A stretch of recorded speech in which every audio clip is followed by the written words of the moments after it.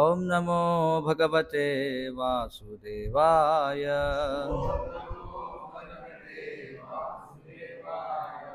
ओम नमो भगवते वासुदेवाय।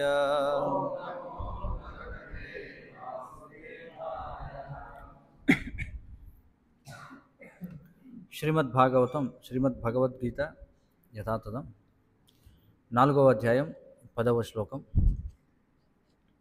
వీత రాగ భయ క్రోధాః మన్మయా మాముపాశ్రితాః బహవః జ్ఞానతపసా పూతాః మద్భావం ఆగతాః. వీతరాగభయక్రోధా మన్మయా మాముపాశ్రితాః బహవో జ్ఞానతపసా పూతా మద్భావమాగతాః.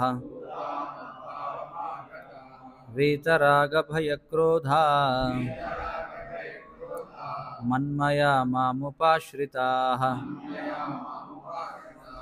బహవో జ్ఞానతపసా పూతా మద్భావమాగతాః. వీతరాగభయక్రోధా మన్మయా మాముపాశ్రితాః బహవో జ్ఞానతపసా పూతా మద్భావమాగతాః.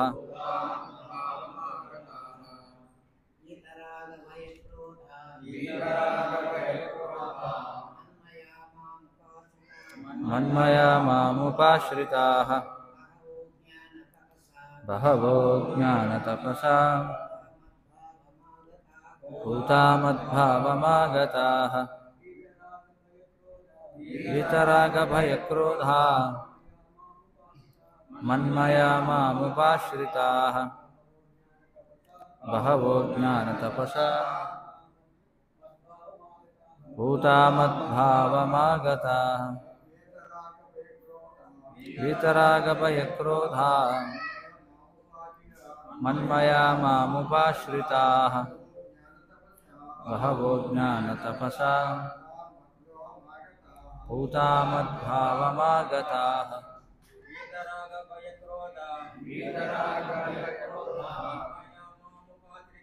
మన్మయా మాముపాశ్రితాః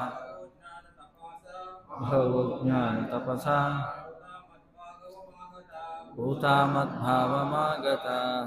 మాతాజీలు ఎవరైనా చెప్తారా?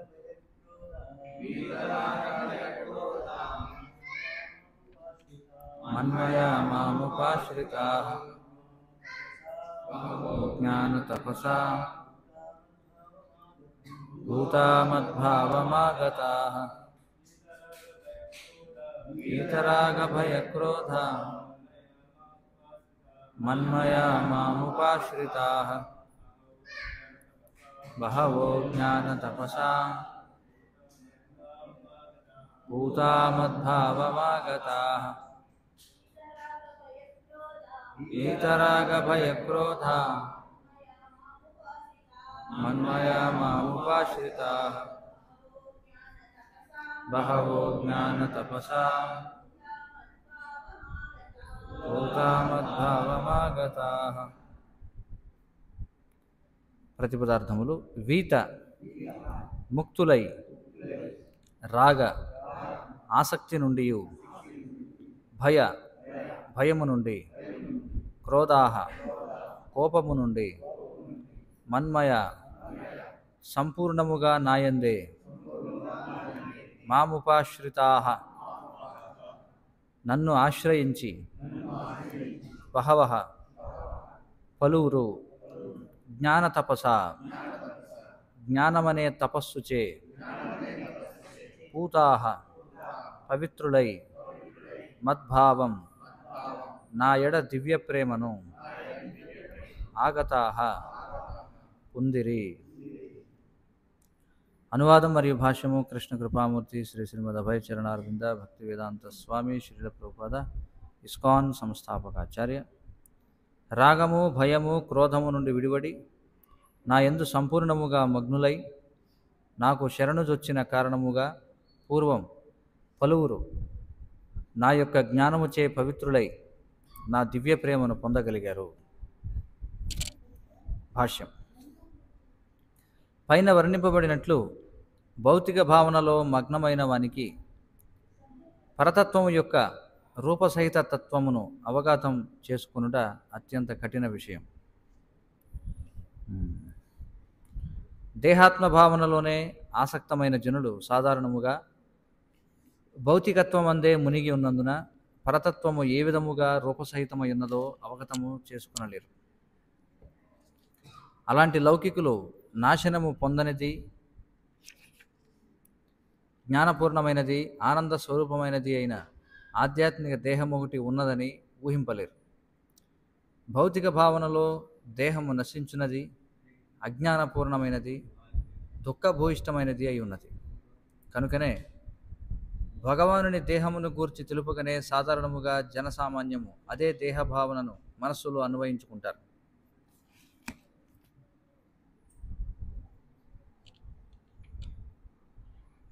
హరే కృష్ణ.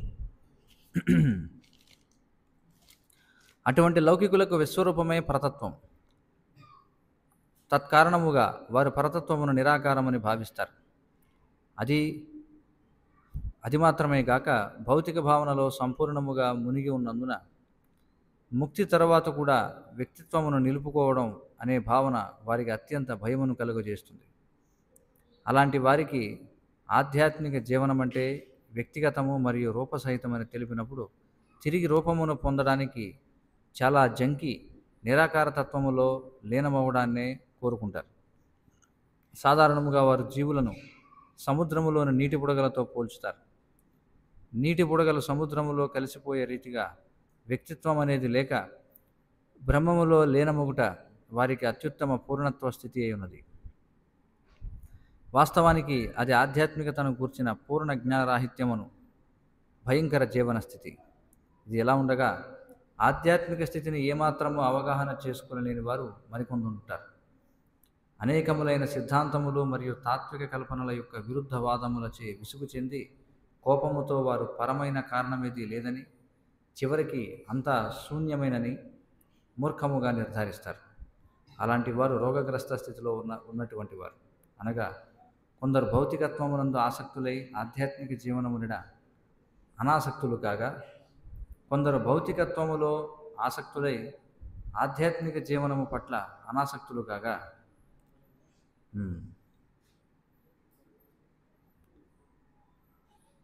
కొందరు భౌతికత్వమునందు ఆసక్తులై ఆధ్యాత్మిక జీవనము పట్ల అనాసక్తులు కాగా, కొందరు పరబ్రహ్మములో లీనము కాకూడదు. మరికొందరు విసుగుతో సర్వవిధములైన తాత్విక కల్పనలైన క్రోధము పూని దేనిని కూడా విశ్వసింపరు. ఇటువంటి చివరి తెగవారు మాదక ద్రవ్యములను ఆశ్రయించి వాటి ద్వారా కలిగే మత్తునే కొన్ని మార్లు ఆధ్యాత్మిక అనుభూతిగా భావిస్తారు. ఈ విధమైన ఆధ్యాత్మిక జీవనము పట్ల విముఖత, ఆధ్యాత్మిక వ్యక్తిత్వము పట్ల ఆధ్యాత్మిక జీవనము పట్ల విముఖత, అలాగే ఆధ్యాత్మిక వ్యక్తిత్వం పట్ల భయము, విసుగు చెందిన జీవనము వలన కలిగే శూన్య భావనము అనే 3 స్థితుల భౌతిక ప్రపంచాసక్తిని మనుషుడు త్యజించాలి. భౌతిక జీవనపు ఈ 3 స్థితుల నుండి బయటపడడానికి మనిషి గురువు నేతృత్వంలో శ్రీకృష్ణ భగవానుని సంపూర్ణముగా శరణాగతి పొంది భక్తియుత జీవనపు నియమ నిబంధనలను అనుసరించాలి. అటువంటి భక్తిమయ జీవనపు చివరి స్థితి భావము లేదా శ్రీకృష్ణ భగవానుని దివ్య ప్రేమగా పిలువబడుతుంది.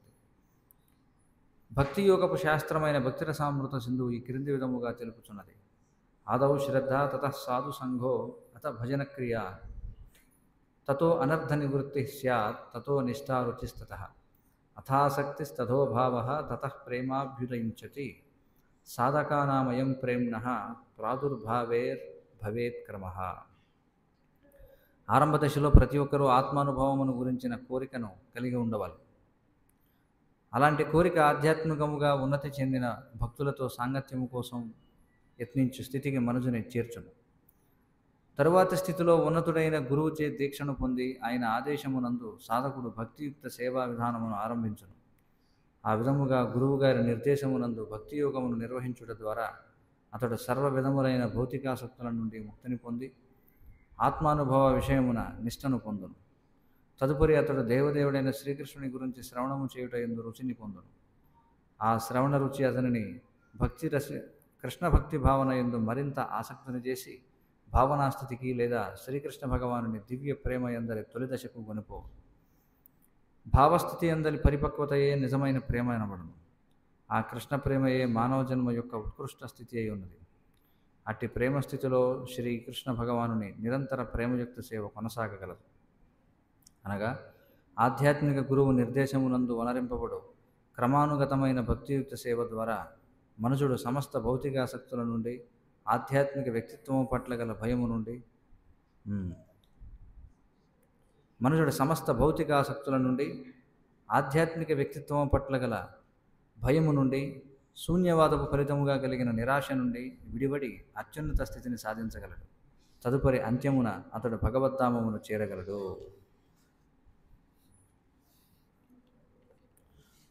ఓం అజ్ఞానతిమిరాంధస్య జ్ఞానాంజనశలాకయ చక్షురున్మీలితం యేన తస్మై శ్రీగురవే నమః. నమ ఓం విష్ణుపాదాయ కృష్ణప్రేష్ఠాయ భూతలే శ్రీమతే భక్తివికాసస్వామిన్నితి నామినే. నమ ఓం విష్ణుపాదాయ కృష్ణప్రేష్ఠాయ భూతలే శ్రీమతే భక్తివేదాంతస్వామిన్నితి నామినే. నమస్తే సారస్వతే దేవే గౌరవాణి ప్రచారిణే నిర్విశేషశూన్యవాది పాశ్చాత్యదేశతారిణే.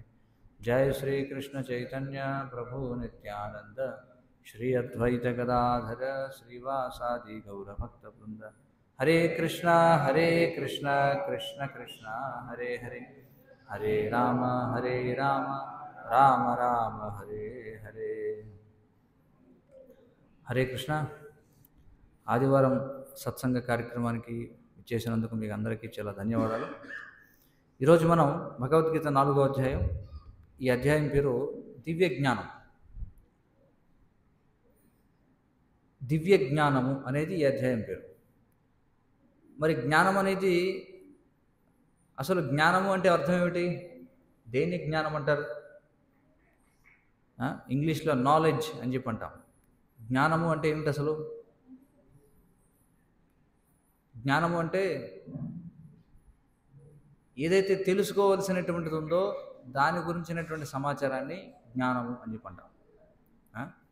జ్ఞానం, జ్ఞేయం, జ్ఞానగమ్యం అనేటువంటి 3 పదాలు ఉన్నాయి. చూడండి, జ్ఞానం, జ్ఞేయం, జ్ఞానగమ్యం. జ్ఞానగమ్యం ఏమిటి? దేని గురించి అయితే తెలుసుకుంటున్నామో దాన్ని జ్ఞానగమ్యం అని చెప్పి అంటాం. జ్ఞేయము అంటే ఏమిటి? ఏదైతే తెలుసుకోవలసినదో దానిని జ్ఞేయము అని చెప్పి అంటాం. ఇక దాని గురించినటువంటి సమాచారాన్ని జ్ఞానము అని చెప్పి అంటారు. మరి ఇక్కడ మనం చర్చించేది దివ్య జ్ఞానము గురించి. దివ్య జ్ఞానం అంటే, దివ్యము అంటే ఏమిటి అర్థం? ఈ మాట చాలాసార్లు వింటూ ఉంటాం, దివ్య అనేటువంటి మాట, దివ్యమైనది అని. దివ్యమైనది అంటే ఈ భౌతిక ప్రకృతి ప్రభావానికి అతీతమైనది అని అర్థం. ఇప్పుడు మనమందరం కూడా మనం దివ్యమైనటువంటి వాళ్ళమా, లేకపోతే ఈ దివ్యమైన దానికి వ్యతిరేక పదం ఏమిటి తెలుసా ఎవరికైనా? దివ్యము అనే దానికి వ్యతిరేక పదం ఏమిటి? భౌతికం. భౌతికము, దివ్యము. ఇప్పుడు మనం ఏ ప్రపంచంలో ఉన్నాం? భౌతిక ప్రపంచంలో ఉన్నాం. మరి భౌతిక ప్రపంచం అంటే దీని లక్షణాలు ఏమిటి? భౌతిక ప్రపంచపు లక్షణాలు ఏమిటంటే ఇక్కడ ప్రతిదీ కూడా భూత భవిష్యత్ వర్తమానాలకు లోబడి ఉంటుంది. ప్రతిదీ కూడా కాలం యొక్క ప్రభావంలో ఉంటుంది, సత్వరజస్తమో గుణాల యొక్క ప్రభావంలో ఉంటుంది. ఇక్కడ ఏ వస్తువు కూడా శాశ్వతం కాదు. ఇది భౌతికము. ఇక దీనికి పూర్తి భిన్నమైనది ఏమిటి? ఇక్కడ ఉన్న ప్రతి దానిలో కూడా వికారాలు అనేటువంటివి ఉంటాయి, అంటే మార్పులు అనేటువంటివి ఉంటాయి. కానీ దివ్యము అంటే దీనికి వ్యతిరేకమైనటువంటిది. వ్యతిరేకం అంటే అది త్రిగుణాల ప్రభావానికి గురి కాదు. త్రిగుణాలు అంటే ఏమిటి? సత్వ రజస్తమో గుణాలు, వాటికి ప్రభావానికి గురి కాదు. ఇక భూత భవిష్యత్ వర్తమానాలకి కూడా భూత భవిష్యత్ వర్తమానాలకి వాటి యొక్క ప్రభావంలోకి రాదు దివ్యమైనటువంటిది. అంటే అందులో ఏ విధమైనటువంటి వికారం అనేటువంటిది ఉండదు. చూడండి, అది దివ్యం.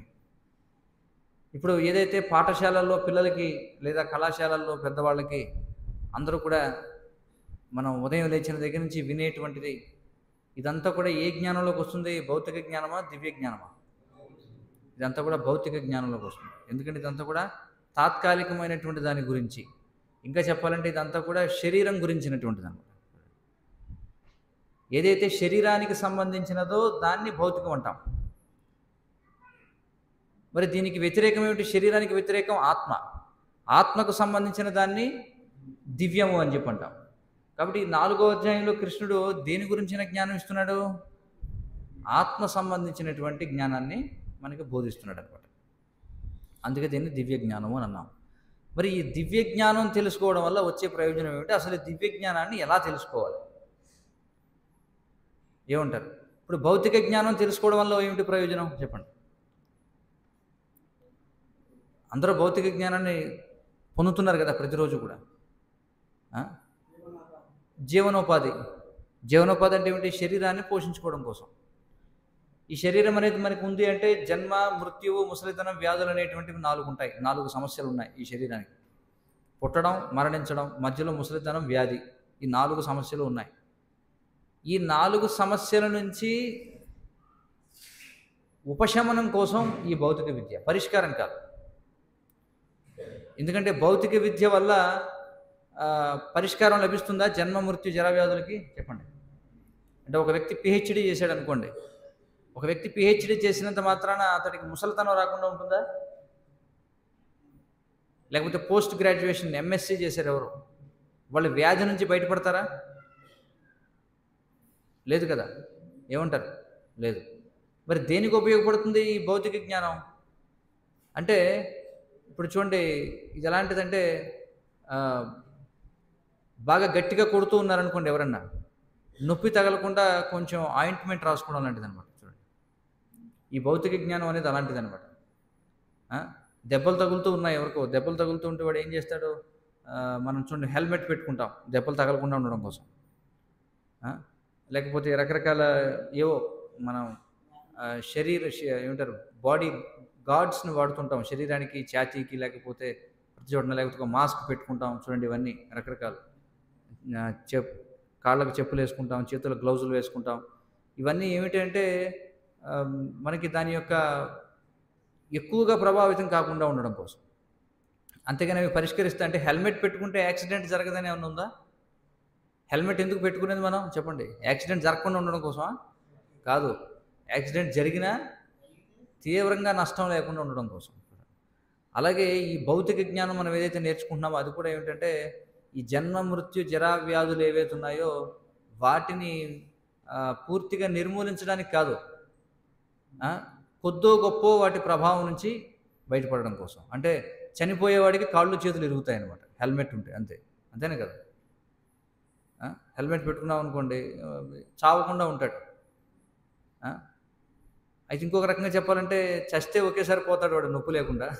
హెల్మెట్ పెట్టుకోవడం వల్ల ఏమవుతుంది? వాడికి హాస్పిటల్లో కొద్ది రోజుల పాటు కాళ్ళు చేతులు విరిగినటువంటి బాధను అనుభవించాలన్నమాట. ఇది వేరే దృక్కోణం. ఇది వదిలేండి, ఆ దృక్కోణం మనం మాట్లాడకూడదు ఈ ప్రపంచంలో. ఏమైనప్పటికీ ఈ భౌతిక జ్ఞానం అనేది ఏదో తాత్కాలిక ఉపశమనం కోసమే, ఎందుకంటే ఇది శరీరానికి సంబంధించినటువంటిది కాబట్టి. కానీ ఇప్పుడు మనం చర్చించే జ్ఞానం ఏదైతే ఉందో ఈ 4వ అధ్యాయంలో దాని పేరు దివ్య జ్ఞానము అన్నారు. మరి ఈ దివ్య జ్ఞానం తెలుసుకోవడం వల్ల ఏమవుతుంది? అదే మనకి ఈరోజు శ్లోకంలో చర్చిస్తున్నాం. కృష్ణుడు చెప్తున్నాడు, మరి దివ్య జ్ఞానం మనం చర్చించేది ఏమిటి ఇప్పుడు? దివ్య జ్ఞానం సరే, దేని నుండి చర్చించుకుంటున్నాం దివ్య జ్ఞానాన్ని? భగవద్గీత నుండి మనం నేర్చుకుంటున్నాం. భగవద్గీత మనకు దివ్య జ్ఞానాన్ని ఇస్తుంది. మరి కృష్ణుడు ఈ శ్లోకంలో ఈ దివ్య జ్ఞానాన్ని పొందడం వల్ల వచ్చే ప్రయోజనం ఏమిటో చెప్తున్నాడు. చూడండి ఏం చెప్తున్నాడు, జాగ్రత్తగా వినండి. రాగము, భయము, క్రోధము నుండి విడివడి నా యందు సంపూర్ణముగా మగ్నులై నాకు శరణుజొచ్చిన కారణముగా పూర్వము పలువురు నా యొక్క జ్ఞానము చే పవిత్రులై నా దివ్య ప్రేమను పొందగలిగిరి. చూడండి, హరే కృష్ణ.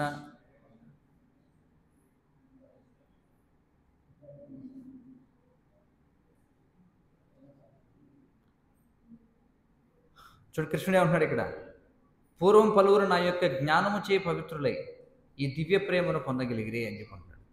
అంటే ఈ జ్ఞానం ఏదైతే ఉంది, ఈ భగవద్గీత జ్ఞానం మనిషిని పవిత్రం చేస్తుంది అనమాట. మొట్టమొదట చేసేది ఏమిటి? పవిత్రం చేస్తుంది. భౌతిక జ్ఞానం ఏం చేస్తుంది? భౌతిక జ్ఞానం ఏం చేస్తుంది? మనిషిని పవిత్రుని చేస్తుందా, అపవిత్రుని చేస్తుందా? అపవిత్రుని చేస్తుంది భౌతిక జ్ఞానం.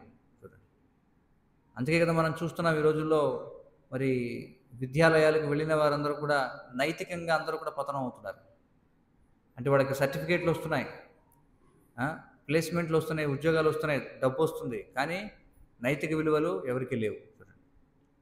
జీవిత విలువలను పోగొట్టుకుంటున్నారు అనమాట. అంటే ఇది అపవిత్రం చేస్తుంది. కానీ ఆధ్యాత్మిక జ్ఞానం ఏదైతే ఉందో ఇది మనిషిని పవిత్రం చేస్తుంది. వేటి నుండి పవిత్రం చేస్తుందట? రాగము, భయము, క్రోధము నుండి విడిపడి. రాగము అంటే ఏమిటి అర్థం? రాగము అంటే ఆసక్తి అని అర్థం. భయం అంటే మనకు తెలిసిందే, రాగ భయ క్రోధ అని చెప్పన్నారు. భయం అంటే మనకు తెలిసిందే. క్రోధం అంటే ఏమిటి? కోపం రావడం. చూడండి, ఈ మూడింటి నుండి కూడా మనిషి బయటపడతాడట. చూడండి, వాటి గురించి ఈ శ్లోకంలో చెప్తున్నారు. మనకి ఎందుకని ఆసక్తి ఏర్పడుతుంది, మనం ఎందుకు భయపడుతుంటాం ఈ జీవితంలో, మనకి ఎందుకు క్రోధం వస్తుంది, వాటి గురించి ఇక్కడ చెప్పారు. చూడండి, భౌతికమైనటువంటి ఆసక్తి. మనందరికీ భౌతికమైన ఆసక్తి ఉందా లేదా? ఉంది. ఏమిటి భౌతికమైన ఆసక్తి అంటే? అనేకమైనటువంటి భౌతిక విషయాల పట్ల మనకి ఆకర్షణ ఉందన్నమాట. అన్నింటికీ మించి మనకి దేని పట్ల ఆసక్తి ఉంది చెప్పండి? భౌతిక విషయాల్లో మన శరీరం. చూడండి, ఈ శరీరం, మనకున్న ఈ శరీరం ఏదైతే ఉందో దానిపై మనకి అమిత ఆసక్తి అనమాట. చూడండి, అవునా కదా? మనం ఎంత చర్చించినా సరే చాలా కష్టం.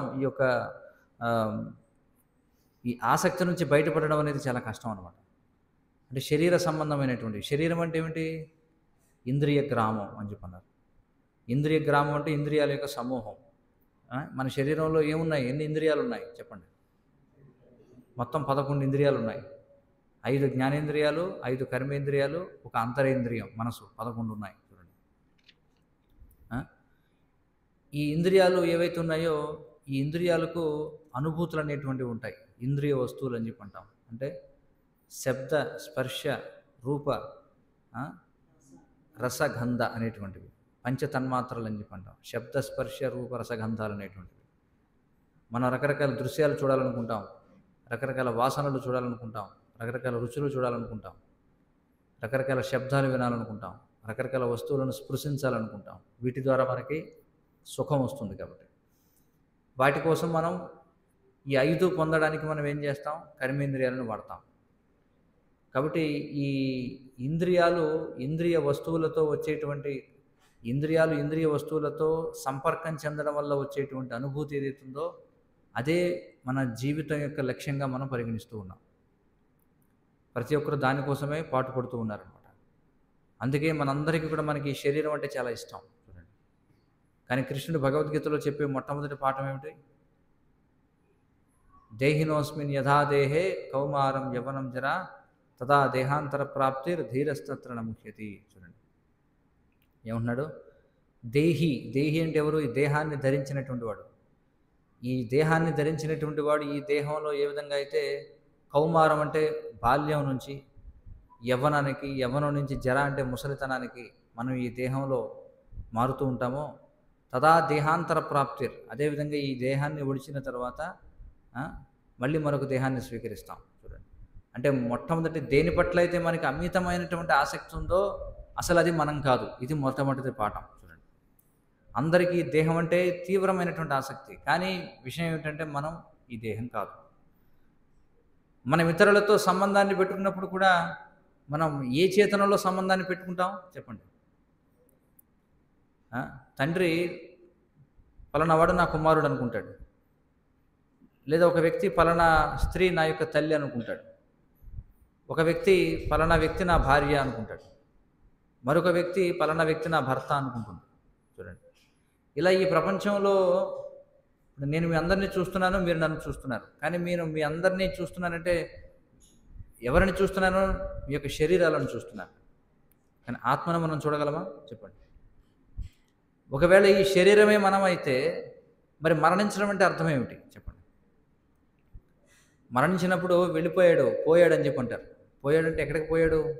ఆ మరణించిన వాడు ఎదుర్కొంటానే పడి ఉంటాడు. అతనికి దేహం ఇక్కడే ఉంటుంది. ఆ దేహం ఇక్కడే ఉంటుంది కానీ అందరూ కూడా పోయాడు పోయాడని ఏడుస్తూ ఉంటారు. చనిపోయాడు చనిపోయాడు అని చెప్పి అంటారు. చని అంటే బయలుదేరాడు అని చెప్పి. అంటే వెళ్ళిపోయాడు, కదిలిపోయాడు ఇక్కడి నుంచి. కానీ అతని శరీరం ఇక్కడే ఉంటుంది. అంటే దాని అర్థం మనం జీవితాంతం ఎవరితో అయితే వ్యవహరించామో ఆ అసలు వ్యక్తి ఎవరు? శరీరమా లేకపోతే వేరే ఏదైనా? ఏమంటారు? అసలు ఎవరితో వ్యవహరించాము మనం? ఎందుకంటే నా తండ్రి అని ఎవరినైతే అనుకున్నామో, నా తల్లి అని ఎవరినైతే అనుకున్నామో, భార్య అని, భర్త అని, కుమారులని, స్నేహితులని, యజమాని, సేవకుడని, ప్రియురాలని, ప్రియుడని, శత్రువని, మిత్రుడని ఎవరినైతే మనం సంబోధించామో, మనం సంబోధించింది శరీరాన్నా లేకపోతే మరేదైనా? శరీరాన్నే మనం సంబోధించాం కదా. కానీ మరి ఆ శరీరం అక్కడే ఉన్నప్పుడు మరి ఇంకా బాధపడ్డాం ఎందుకు మరి? చెప్పండి. అంటే అసలు వ్యక్తి, మనం వ్యవహరించిన వ్యక్తి ఆ శరీరం కాదు.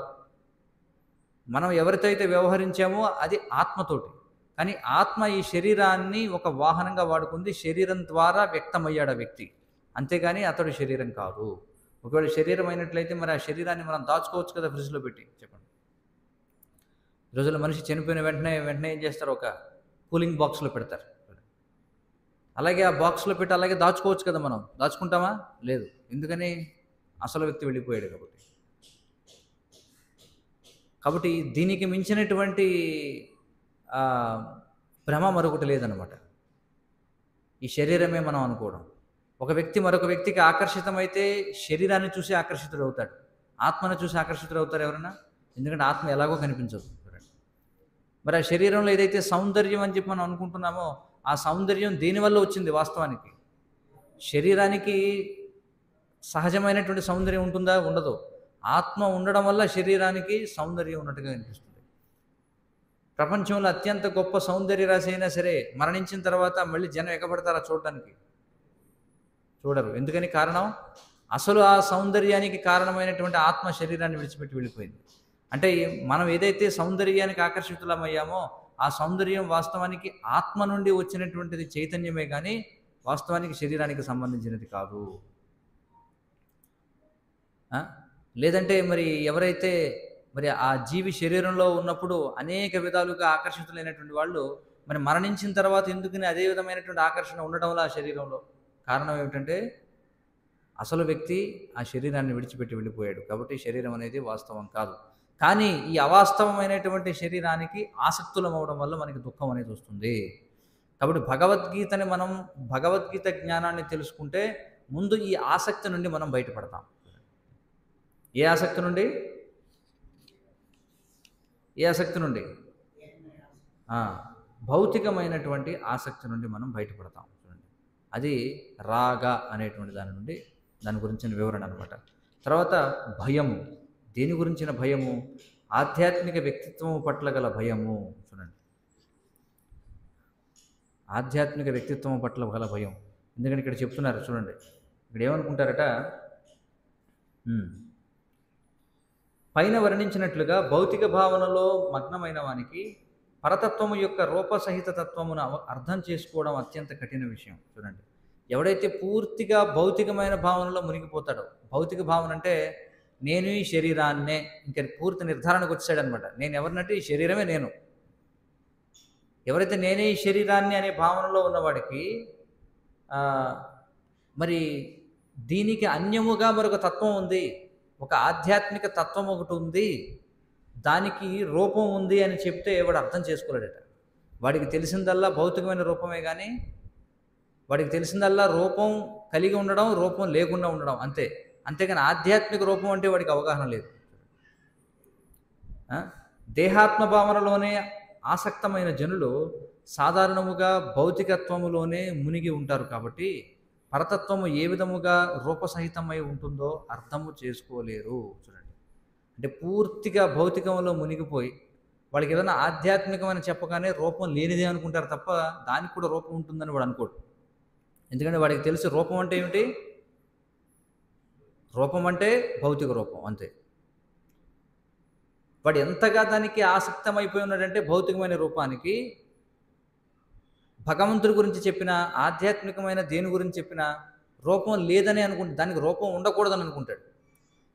ఎందుకంటే వాడేమనుకుంటాడు, ఓకే భగవంతుడంటే మనకంటే గొప్పవాడు అంతే కదా, మనకంటే గొప్పవాడు కాబట్టే కదా భగవంతుడిని పూజిస్తున్నాం మనం. అవునంటారు కాదంటారు? మనకంటే గొప్పవాడు కాబట్టే కదా భగవంతుడిని పూజిస్తున్నాం. కానీ వాళ్ళు ఏమనుకుంటారంటే భగవంతుడికి రూపం లేదనుకుంటారట. ఎందుకని అనుకుంటారు? మనకి ఎందుకు ఇన్ని దుఃఖాలు ఉన్నాయి?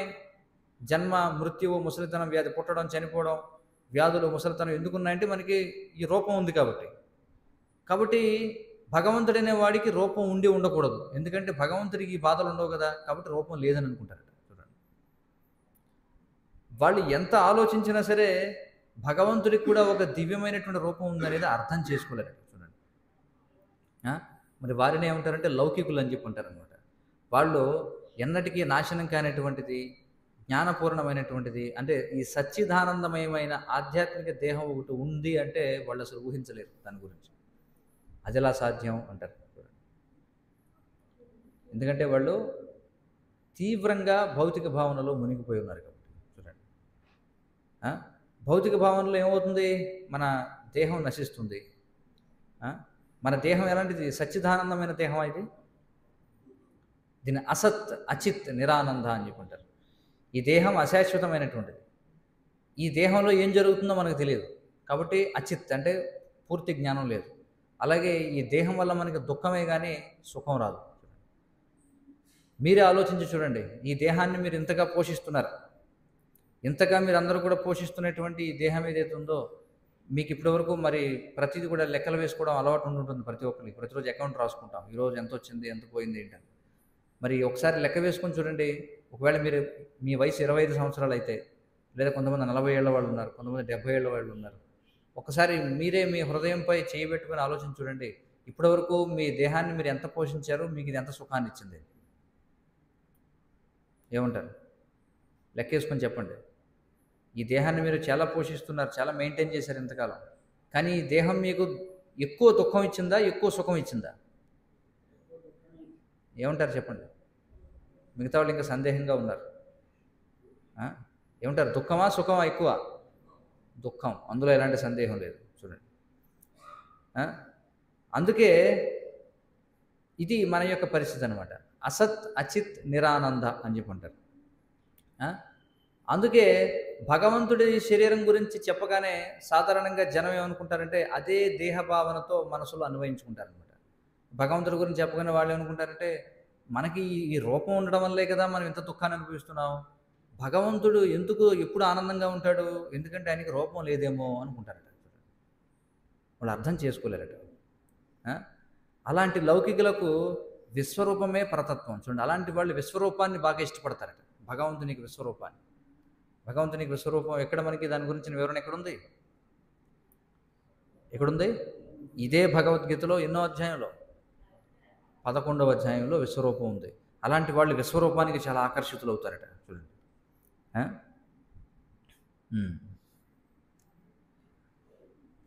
అందుచేత వాళ్ళు ఈ పరతత్వం నిరాకారం అని అనుకుంటారు. అది మాత్రమే కాదు, భౌతిక భావనలో సంపూర్ణముగా మునిగిపోయినటువంటి కారణం చేత ముక్తి తర్వాత ఇంకో వ్యక్తిత్వం ఉంది అనేటువంటి భావన వారికి భయాన్ని కలగజేస్తుందట. చూడండి, రాగ అనే దాని గురించి మనం చర్చించాం. ఇక భయం అంటే ఏమిటి? వాళ్ళకి ఒకవేళ చెప్పామనుకోండి, మోక్షం తర్వాత నీకు మరొక దివ్యమైనటువంటి రూపం వస్తుందంటే అమ్మో నాకు వద్దంటారట, భయపడతారట. ఎందుకని భయపడతారట? ఎందుకు? ఇప్పుడు రూపం ఉంది, ఇప్పుడు రూపం ఉండి ఏం బాగుపడ్డాం మనం జీవితంలో. కాబట్టి చాలామంది, అందుకే మీరు చూడండి, మోక్షం అనగానే అందరికీ ఉన్న అవగాహన ఏమిటి? ముక్తి పొందాడంటే దాని అర్థం ఏమనుకుంటారు? అనంత వాయువుల్లో కలిసిపోయాడు అనుకుంటారు, అంతే కదా. శివైక్యం చెందాడంటారు కొంతమంది, చూడండి, బ్రహ్మైక్యం అంటారు కొంతమంది. చాలామందికి ఉన్న అవగాహన ఏమిటంటే మోక్షము అంటే ఎక్కడికి వెళ్ళాడో, ఎటు పోయాడో ఏమీ తెలియనటువంటి ఒక స్థితికి చేరుకోవడం అని అర్థం, అంతే కదా అందరూ భావించేది. కానీ ఒకవేళ మనం చెప్పామనుకో, నాయనా మోక్షం అంటే మనం లేకుండా పోవడం కాదు, లేదా ఇందులోనే కలిసిపోవడం కాదు, ఇప్పుడు ఏ విధంగా అయితే మనకు ఒక వ్యక్తిత్వం ఉందో అలాగే ఆధ్యాత్మికంగా ఒక దివ్యమైనటువంటి వ్యక్తిత్వాన్ని మనం పొందుతాం అని తెలుసుకోవాలి. కానీ వాళ్ళు మళ్ళీ వెంటనే వ్యక్తిత్వం అనగానే మళ్ళీ భయపడతారట. అమ్మో మాకొద్దు వ్యక్తిత్వం, మేము ఐక్యమైపోతాం భగవంతుడు, మేము కలిసిపోవాలనుకుంటున్నాం. ఎందుకంటే వాళ్ళు ఈ భౌతికంగా అనేకమైనటువంటి తీవ్రమైనటువంటి నిరాశకు గురై వాళ్ళు విరక్తి పొందారనమాట. చూడండి, కాబట్టి దానిని ఏమంటారంటే భయము అని అంటారు. చూడండి, భయం అంటే ఏమిటి? మళ్ళీ వ్యక్తిత్వాన్ని పొందాల్సి వస్తుందేమో అనేటువంటి భయం. చూడండి, అది వారి పరిస్థితి. ఇక తర్వాత వాళ్ళ పరిస్థితి చూడండి, ఇక్కడ ఏం చెప్తున్నారు. అలాంటి వారికి ఆధ్యాత్మిక జీవితం అంటే వ్యక్తిత్వము మరియు రూపం లేకుండా ఉండడం. చూడండి, వాళ్ళకి ఆధ్యాత్మిక జీవితం అంటే వ్యక్తిగతంగా ఉంటుంది, నువ్వు ఒక వ్యక్తిలాగా ఉంటావు, అలాగే నీకు రూపం ఉంటుంది అని చెప్తే మళ్ళీ రూపం పొందడానికి చాలా భయపడి వాళ్ళు నిరాకార తత్వంలోనే లీనమవ్వాలని అనుకుంటారట. చూడండి, సాధారణంగా వారు జీవులను వాళ్ళు ఏమనుకుంటారట, సముద్రంలోని నీటి బుడగలతో పోల్చుతారట. వాళ్ళు ఏమనుకుంటారు, బుడగ కాసేపు ఉంటుంది, ఎలాగైతే మన దేహం ఉంటుందో అలాగే, తర్వాత మళ్ళీ బుడగ ఏమవుతుంది, అది పేలిపోతుంది. అలాగే మనం కూడా మన అస్తిత్వాన్ని పోగొట్టుకుంటాం అనుకుంటారు. నీటి బుడగలు సముద్రంలో కలిసిపోయే రీతిగా వ్యక్తిత్వం అనేది లేక బ్రహ్మములో లీనమవడం వారికి అత్యంత పరిపూర్ణత్వ స్థితి అని అనుకుంటారు వాళ్ళు. చూడండి, కానీ వాస్తవానికి అది ఆధ్యాత్మికతను గురించిన పూర్ణ జ్ఞాన రాహిత్యం అనేటువంటి భయంకర జీవన స్థితి. చూడండి, ఎందుకంటే మనం ఎప్పుడు అర్థం చేసుకోవాలి, మనం ఈ జన్మలో మనం ఈ శరీరాన్ని పొందడంతో మన ప్రయాణం మొదలవలేదు. మనం ఈ శరీరాన్ని విడిచిపెట్టడం అంటే మరణంతో ఈ ప్రయాణం ముగియబోదు. ఇది అర్థం చేసుకోవాలి. చాలా చాలా చాలా ముఖ్యమైనటువంటి విషయం మనం తెలుసుకోవాల్సింది ఏమిటంటే, ఈ దేహం పుట్టడంతో మనం పుట్టలేదు, అలాగే ఈ దేహం పోవడంతో మనం నాశనం కాం. చాలా ముఖ్యమైనటువంటి అవగాహన. నత్వేవాహం జాతునాశం నత్వం నేమే జనాధిపాహ నచైవన భవిష్యామహ సర్వే వయమతః పరం. కృష్ణుడు అంటున్నాడు అర్జునుడితో, అర్జున నత్వేవాహం అంటే నువ్వు కానీ నేను కానీ, జాతునాశం నువ్వు నాశనం కావు, నేను నాశనం కాను, నత్వం నేమే జనాధిపాహ అది నువ్వు నేను మాత్రమే కాదు, ఇక్కడ ఉన్నటువంటి రాజులు సైనికులు ఎవరైతే ఉన్నారో వాళ్ళు కూడా నాశనం కాదు. నచైవన భవిష్యామహ పూర్వం మనం లేకుండా లేము, పూర్వం కూడా ఉన్నాం. ఇప్పుడు ఎలాగైతే వ్యక్తులంగా ఉన్నామో పూర్వం కూడా మనం వ్యక్తులుగానే ఉన్నాం. ఇప్పుడు ఇక్కడ ఎంతమంది ఉన్నారు? సుమారుగా 100 మంది ఉన్నారు అనుకుందాం. ఈ 100 మంది ఇప్పుడు మనం విడివిడిగా ఉన్నామో కలిసి ముద్దలాగా ఉన్నాం? ఇక్కడ చెప్పండి, మనందరం ఈ మందిరంలోకి వచ్చి కూర్చున్నాం, అందరం కలిసిపోయామో, ఒకరికొకరు జిగురులాగా అంటుకుపోయారు? ఇక్కడ లేదు కదా, మన వ్యక్తులుగా ఉన్నాం. అలాగే ఈ శరీరంలో లేక మునుపు కూడా మనం ఇలాగే వ్యక్తులంగా ఉన్నాం, ఇది అర్థం చేసుకోవాలి. అలాగే ఈ శరీరాన్ని వదిలిన తర్వాత కూడా ఇలాగే మనం వ్యక్తులుగా ఉంటాం. ఇది చాలా ముఖ్యమైనటువంటి విషయం మనం అర్థం చేసుకోవాల్సింది. అంటే మన యొక్క వ్యక్తిత్వం అనేది ఎప్పుడూ నిలిచే ఉంటుంది, మనం మన వ్యక్తిత్వాన్ని పోగొట్టుకోబోవడం లేదు. కృష్ణుడు అదే చెప్తున్నాడు, నత్వం నేమే జనాధిపాహ నచైవన భవిష్యామహ. పూర్వము వ్యక్తులుగానే ఉన్నాం, భవిష్యామహ భవిష్యత్తులో కూడా మనం వ్యక్తులుగానే ఉంటాం అని కృష్ణుడు చెప్తున్నాడు. ఇది మనం అర్థం చేసుకోవాల్సింది. అంతేగాని మనం ఈ శరీరాన్ని వదిలేసిన తర్వాత మనం ఏదో గాలిలో కలిసిపోతాం, మనం రూపం లేకుండా పోతామని కాదు. మనం ఈ జన్మలో చేసినటువంటి కర్మలను అనుసరించి, ఈ జీవితంలో మనం పెంపొందించుకునేటువంటి చైతన్యాన్ని అనుసరించి మన యొక్క తర్వాతి జీవితపు శరీరం అనేది నిర్ణయించబడుతుంది. అది కృష్ణుడు చెప్తున్నాడు భగవద్గీతలో, యం వాపి స్మరణ్ భావం త్యజత్యంతే కలేవరం తం తమేవైతి కౌంతే సతా తద్భావ భావితః. కళేబరాన్ని అంటే ఈ శరీరాన్ని వదిలే సమయంలో మనం ఏదైతే భావాన్ని పెంపొందించుకుంటామో మళ్ళీ అదే భావాన్ని మనం పొందుతాం అని కృష్ణుడు చెప్తున్నాడు. అందుచేత మన యొక్క చైతన్యం ఎలా ఉంది అనేది చాలా ముఖ్యం, మనం తెలుసుకోవాలి. ముఖ్యంగా మరణ సమయంలో మన చైతన్యం ఎలా ఉంటుందో, మనం మన పూర్వజన్మలో శరీరాన్ని వదిలేటప్పుడు, ఇప్పుడు మన మానవ జన్మలో ఉన్నాము అంటే మనం పూర్వజన్మలో శరీరాన్ని వదిలేటప్పుడు మన చైతన్యం మెరుగ్గా ఉంది కాబట్టే మనం ఇప్పుడు మానవ జన్మను పొందాం. మళ్ళీ ఈ శరీరాన్ని మనం వదలాల్సిందే. వదిలే సమయంలో మనం ఏ విధమైనటువంటి చైతన్యాన్ని కలిగి ఉంటామనే దాన్ని బట్టి మన తర్వాత జీవితం నిర్ణయించబడుతుంది. ఇది మనం అర్థం చేసుకోవాలి. కాబట్టి మనం లేకుండా పోము. కాబట్టి మరణం అనేది కేవలం తాత్కాలికమైనటువంటి ఒక విరామం మాత్రమే. మరణం అనేది ఒక తాత్కాలిక నిద్ర వంటిది. శాస్త్రాలు చెప్తున్నాయి, మరణించడం అంటే 7 నెలలు నిద్రపోతాడు వాడు. చూడండి, 7 నెలలు అచేతన స్థితిలో ఉంటాడు. మళ్ళీ మనకి చైతన్యం వచ్చేటప్పటికి మనం 7 నెలలు నిండినటువంటి గర్భంలో శిశువుగా ఉంటాం అన్నమాట. భాగవతం చెబుతుంది. అర్థమవుతుంది కదా! ఈ 7 నెలల పాటు మనం సుప్త చేతనావస్థలో ఉంటాం అన్నమాట ఆ విధంగా. కాబట్టి చాలామంది అంటే భయపడతారట. మళ్ళీ వ్యక్తిత్వం ఉంది అనగానే భయపడతారట. అమ్మో! ఎందుకొచ్చిన గోల, ఇప్పటికే ఈ జీవితంలో చాలా అనుభవించాం.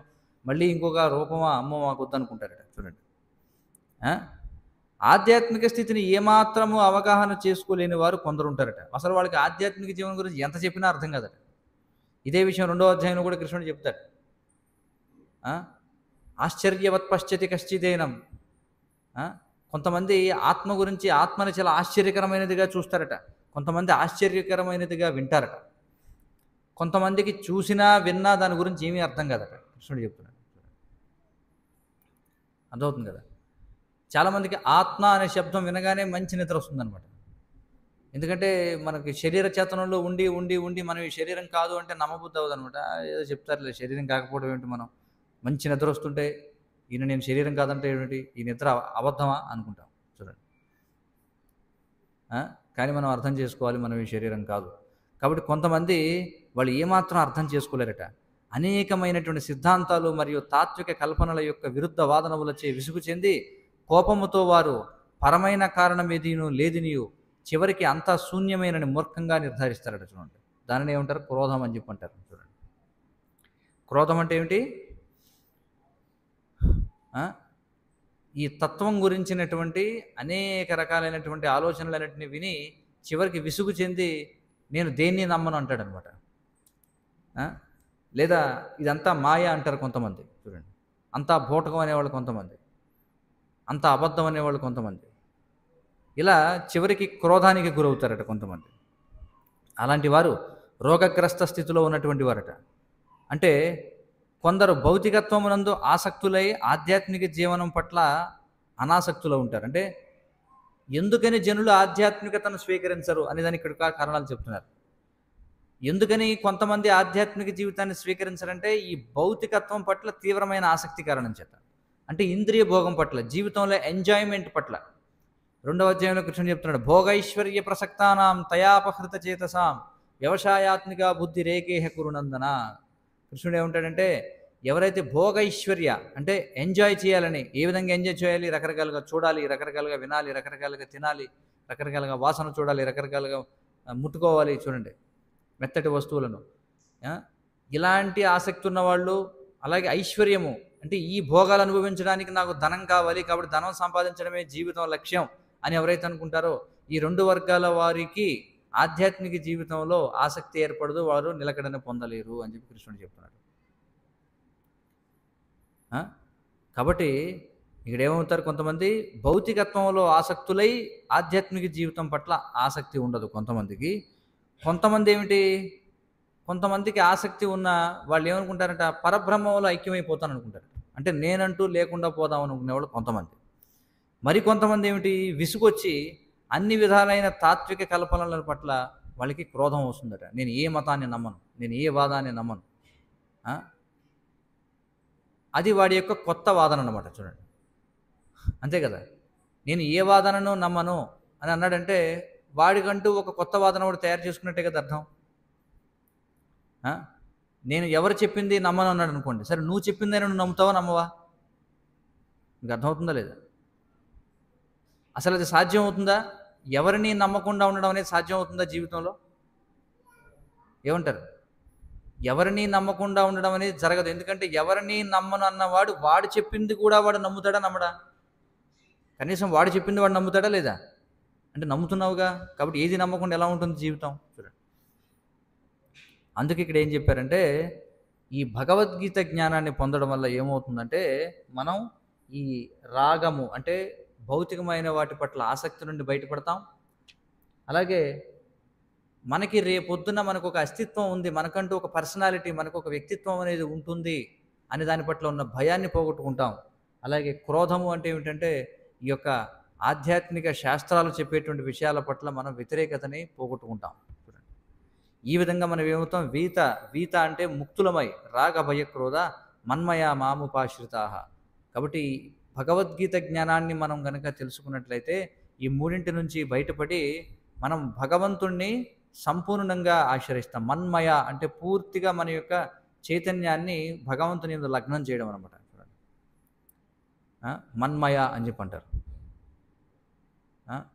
అంతా కూడా మనం చెప్తుంటాం కదా, అంతా బురదమయం అయిపోయిందంటాం కదా. అంతా బురదమయం అంటే ఏమిటి అర్థం? ఎక్కడ చూసినా అంతా కూడా బురదే ఉందన్నమాట. అప్పుడు దాన్ని బురదమయం అంటాం, అంతే కదా. అలాగే ఇక్కడ కృష్ణుడు ఏమన్నాడు? మన్మయ అంటే అతడికి ఎక్కడ చూసినా కృష్ణుడే కనిపిస్తాడు అనమాట. అలాంటి వాడికి ప్రతిదాన్ని కూడా కృష్ణ సంబంధంగానే చూస్తాడు. అది మన్మయ అంటే అర్థం. అలాగే మాముపాశ్రితాహ అంటే ఏమిటి? పూర్తిగా భగవంతుడికి శరణు పొందడం. ఇవన్నీ ఫలితాలు. దేనికి ఫలితాలు? భగవద్గీతను వినడం, భగవద్గీతను చదవడం వల్ల వచ్చేటువంటి ప్రయోజనాలు ఇవన్నీ కూడా. అందువల్ల వాళ్ళు ఏమవుతారట? ఈ యొక్క జ్ఞానము చేత పవిత్రులై నా దివ్య ప్రేమను పొందగలుగుతారు అని చెప్పుకుంటున్నాడు. ఆ విధంగా అందరూ కూడా ఏమవుతారు? భగవంతునికి దివ్య ప్రేమను పొందగలుగుతారు. కాబట్టి ఈ రాగము, భయము, క్రోధము వీటి నుంచి బయటపడడానికి ధనం మనకి సహాయం చేయదు. అవునా కదా? ధనం ఎలా సహాయం చేస్తుంది చెప్పండి? ధనం సహాయం చేస్తుందా? లేదు. ఈ మూడింటి నుంచి బయటపడడానికి ధనం ఏ విధంగానూ తోడ్పడదు. భౌతికమైనటువంటిది ఏది కూడా మనల్ని ఈ మూడింటి నుంచి బయటపడేయలేదు. మనల్ని ఈ మూడింటి నుంచి బయటపడేసేది, మనం ఎందుకని జీవితంలో దుఃఖంతో ఉన్నామంటే వీటి వల్లే. చూడండి, అయితే మనం ఏమనుకుంటాం? నాకెందుకు జీవితంలో సంతృప్తి లేదు అంటే నా దగ్గర సరిపడా ధనం లేదు కాబట్టి సంతృప్తి లేదేమో అనుకుంటాం. కొంతమంది ఏమనుకుంటారు? నాకు అందం లేదు కాబట్టి సంతృప్తిగా లేనేమో. కొంతమంది నాకు జ్ఞానం లేదు కాబట్టి నేను సంతృప్తిగా లేనేమో. అంటే జ్ఞానం అంటే నేను చెప్పేది భౌతిక జ్ఞానం. నాకు డిగ్రీలు లేవు అందరిలాగా అనుకుంటాడు అప్పుడు. ఇంకొకటి ఏమనుకుంటాడు? నాకు అదృష్టం లేదు కాబట్టి నేను ఇలా ఉన్నాను, నాకు సంతృప్తి లేదనుకుంటాడు. ఇంకొకటి ఏమనుకుంటాడు? నాకు ఆస్తిపాస్తులు లేవు కాబట్టి నేను సంతృప్తిగా లేను. ఇంకొకడేమో నాకు పదవి లేదు, నాకు హోదా లేదు కాబట్టి నేను సంతృప్తిగా లేను అనుకుంటాడు. ఇవన్నీ కారణాలు అనుకుంటారు అందరూ జీవితంలో ఎందుకు సంతృప్తి లేదు అంటే. కానీ అసలు కారణం మనం తెలుసుకోవాల్సింది, మనం ఎందుకు సంతృప్తిగా లేము అంటే మనకి ఈ భౌతిక దేహం ఉంది కాబట్టి మనం సంతృప్తిగా లేము. అసలు కారణం అది. ఇది ముందు మనం తెలుసుకోవాల్సిన విషయం. ఈ భౌతిక దేహం ఉన్నంత వరకు మనం సంతృప్తిగా ఉండలేం. మరి ఈ భౌతిక దేహం ఉండి కూడా మనం సంతృప్తిగా ఉండాలంటే ఈ భౌతిక దేహాన్ని భగవంతుని సేవలో మనం వినియోగించాలి. ఎప్పుడైతే భగవత్ సేవలో మనం దాన్ని వినియోగిస్తామో అప్పుడు మనం సంతృప్తిగా ఉండగలం. మనకి 3 రకాల పదాలు ఉన్నాయి. సంతుష్టి లేదా సంతృప్తి అంటాం, రెండవది సుఖము, మూడవది ఆనందము. ఈ 3 ఒకటే కాదా చెప్పండి? సంతృప్తి అన్నా, సుఖం అన్నా, ఆనందం అన్నా ఒకటే అంటారా కాదంటారా? ఏమంటారు మీరు? తెలిసిన వాళ్ళు కాదంటారు, మిగతా వాళ్ళ సంగతి ఏమిటి?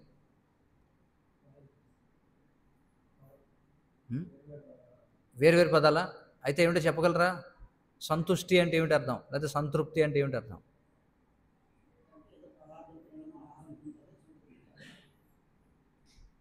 చెప్పండి.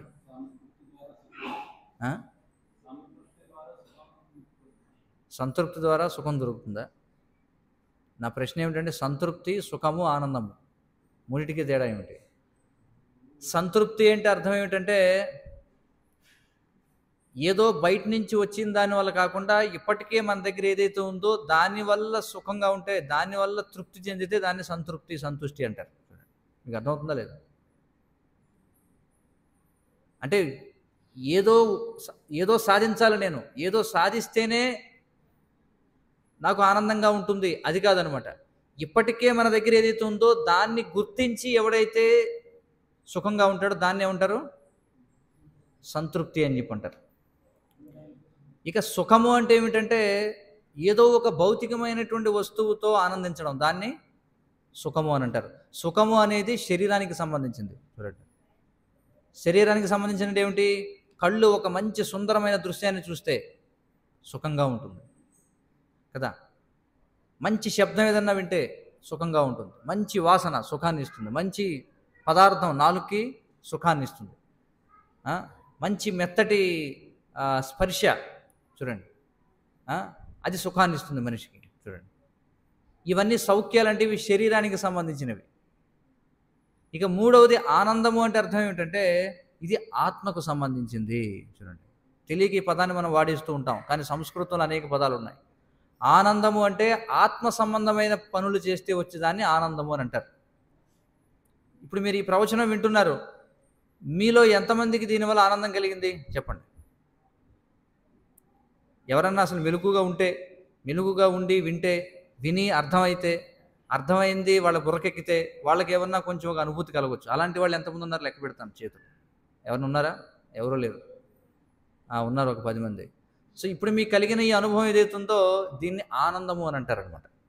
ఎందుకంటే ఇప్పుడు మీకు నేనేమి వార్తలు చెప్పలేదు ఇక్కడ. లేకపోతే వ్యాపారం గురించో, షేర్ మార్కెట్‌లో ఎలా పెట్టుబడి పెట్టాలో దాని గురించో, లేకపోతే రొయ్యల చెరువు సాగు గురించో నేను మాట్లాడలా. నేను దేని గురించి మాట్లాడాను?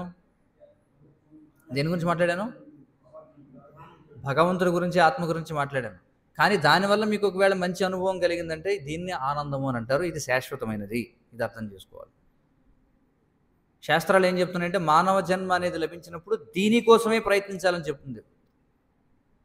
మానవ జన్మ లభించిన వాడు కేవలం ఆనందం కోసమే, ఆనందమయోభ్యాసాత్ శాస్త్రాలు చెప్తున్నాయి. మానవ జన్మ లభించిన వాడు కేవలం ఆత్మ సంబంధమైనటువంటి అనుభవం గురించి మాత్రమే ప్రయత్నం చేయాలి. ఇక ఎవరైతే చేతులు ఎత్తలేదో, ఒకవేళ అంటే ప్రశ్న కూడా అర్థమై ఉండకపోవచ్చు, మిగిలిన వాళ్ళందరూ కూడా సుఖం అనేటువంటి స్థాయిలో ఉన్నట్టనమాట. సుఖం అంటే ఏమిటి? ఏముందండి, మంచి చెవులకి ఇంపుగా మీరేమి మంచి కథ ఏం చెప్పలేదుగా,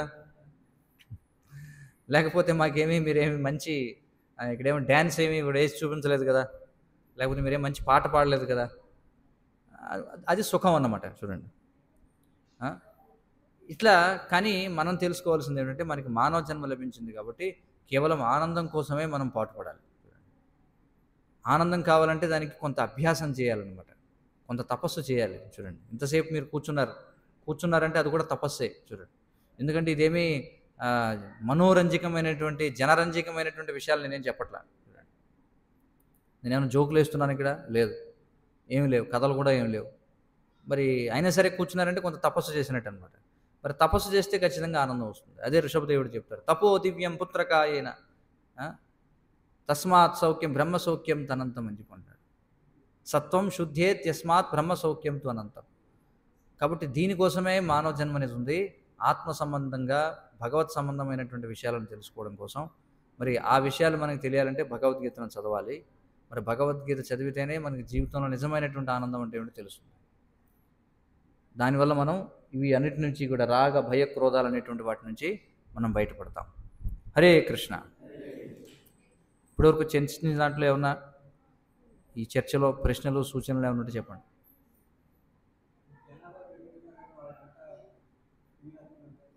జనాభా పెరుగుతున్నారు.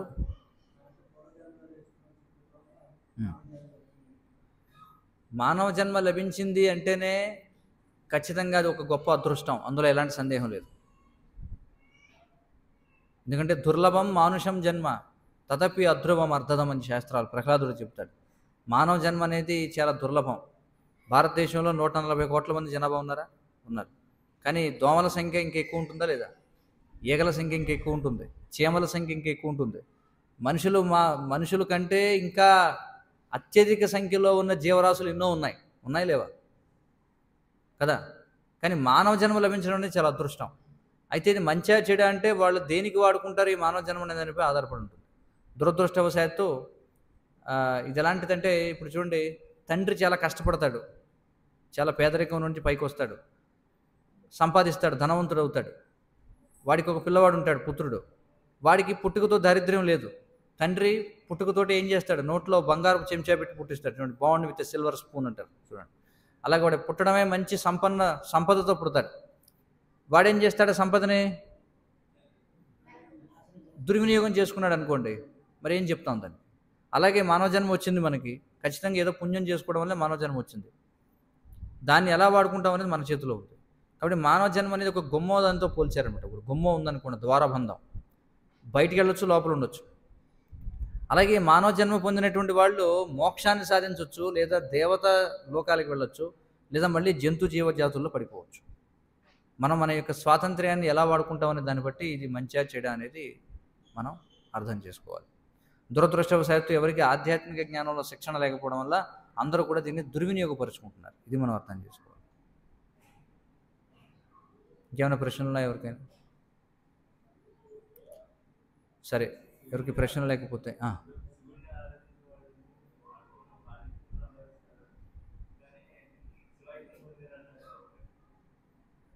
వాస్తవానికి ఐక్యం కావడం అనేది ఇప్పుడు చూడండి, ఇప్పుడు మన తెలుగులో వాడుకలో కలిసిపోయాడు అని చెప్పి అంటాం కదా. ఇప్పుడు పలానా వాడు కాంగ్రెస్ పార్టీలో కలిసిపోయాడు అంటాం, ఉదాహరణకు అనుకుందాం. కాంగ్రెస్ పార్టీలో కలిసిపోవడం అంటే దాని అర్థం ఏంటి? వాడి వ్యక్తిత్వాన్ని పోగొట్టుకున్నాడనా? కలిసిపోవడం అంటే వ్యక్తిత్వాన్ని పోగొట్టుకోవడమనా? కాదు. అంటే వీడి యొక్క భావాలు వారి భావాలు కలిశాయని అర్థం. దాన్ని ఐక్యం కావడం అంటారు. కాబట్టి వాస్తవంగా ఆధ్యాత్మికంగా ఐక్యం కావడం అంటే అర్థం ఏమిటంటే, ఈ వ్యక్తి, ఈ జీవి యొక్క ఆలోచనలు వాడు ఎక్కడికైతే వెళ్ళి చేరాడో వారి యొక్క ఆలోచనలు ఒకటే అయ్యాయని అర్థం. మీకు అర్థమవుతుంది కదా. అది ఐక్యం కావడం అంటే అర్థం. అంతేగాని మన వ్యక్తిత్వాన్ని కోల్పోవటం అని కాదు. ఇది మనం అర్థం చేసుకోవాలి.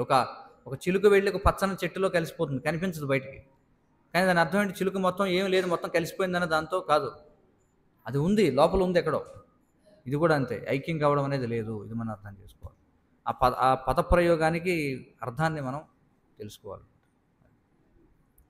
హరే కృష్ణ. సో అందరికీ ఒక ముఖ్యమైనటువంటి సమాచారం ఏమిటంటే, మనకి ఆగస్టు 16, 17 తేదీలలో మరి ప్రతి సంవత్సరం మనం అన్నిటికంటే కూడా చాలా వైభవంగా జరుపుకునేటువంటి ఉత్సవం శ్రీకృష్ణ జన్మాష్టమి వేడుకలు.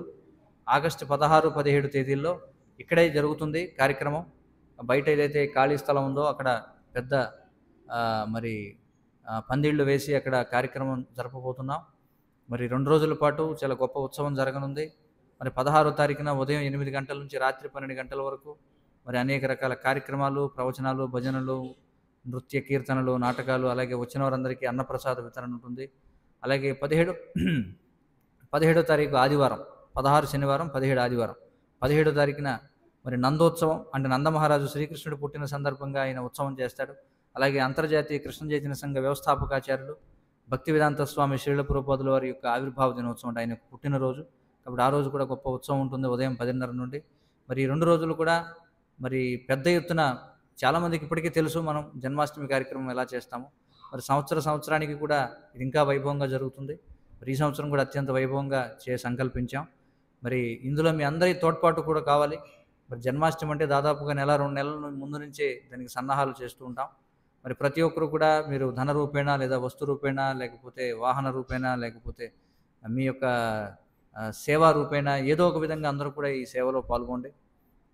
మరి అందరూ కూడా తప్పనిసరిగా వెళ్ళేటప్పుడు అక్కడ బయట బుక్ స్టాల్ ఉంది, బుక్ స్టాల్ దగ్గర దీనికి సంబంధించినటువంటి కరపత్రాలు ఉన్నాయి.